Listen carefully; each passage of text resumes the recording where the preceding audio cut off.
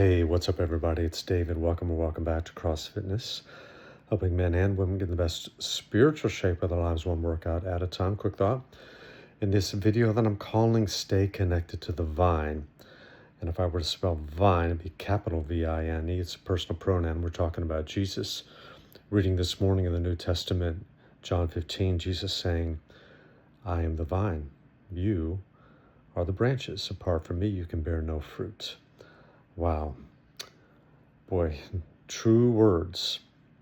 And I was just thinking about metaphorically, just picture in your mind, a tree. You ever had a storm blow through? When I lived in Tennessee, lots of storms blew through as a regular occurrence. There were tree branches all over the place. Sometimes a whole limb would come down because the winds were so strong in the Tennessee Valley where I lived. And so there would be a branch, and it'd have all these green leaves on it. Sometimes it was like an apple tree or something that had apples on it that had been growing. They weren't ripe yet, and they were still attached. And they're just laying on the ground. And you would think, if you, upon closer examination, picking up the branch with green leaves and, some budding apples on it, that this tree was fine. It was healthy. But of course, we all know that it's not. Why? Because it's separated from the tree. And the instant it was severed from the tree, it began the process of dying, of death. And, 2-3 days later, that same branch, if you left it there or threw it on the side of the street like we used to do, pile them all up there after a storm, well, they turn brown.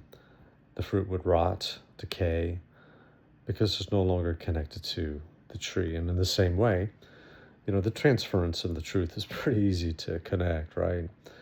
That Jesus is saying, look, I'm the vine. You are the branches. Apart from me, you can bear no fruit. If you're untethered from me, you're severed and separated from me, there just isn't any fruitfulness. What kind of fruit is he looking for? Well, he's looking for Galatians 5:22-23. They're captured there in Paul's letter to the church in Galatia. But the fruit of the Spirit is love, joy, peace, patience, kindness, gentleness, meekness, goodness, faithfulness, and self-control. Okay? And as long as we're connected to Jesus by his Holy Spirit, this is the fruit of the Spirit, indwelling the life of every believer, we're going to see these things begin to mature and grow in ever-increasing measure.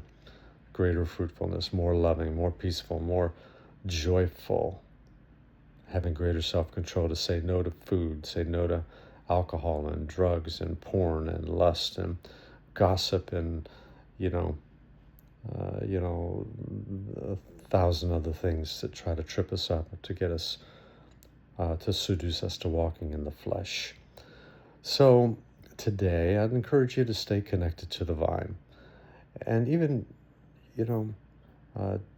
just get even more connected today than you were yesterday, and less today than you will tomorrow. Just continue to lean in, because Jesus says, herein is my Father glorified, that you bear much fruit.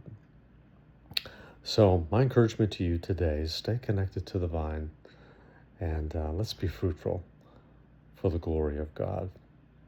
Hope that encourages you a little bit. For now, I'm David, your virtual mentor, reminding you that I'm always for you, never against you.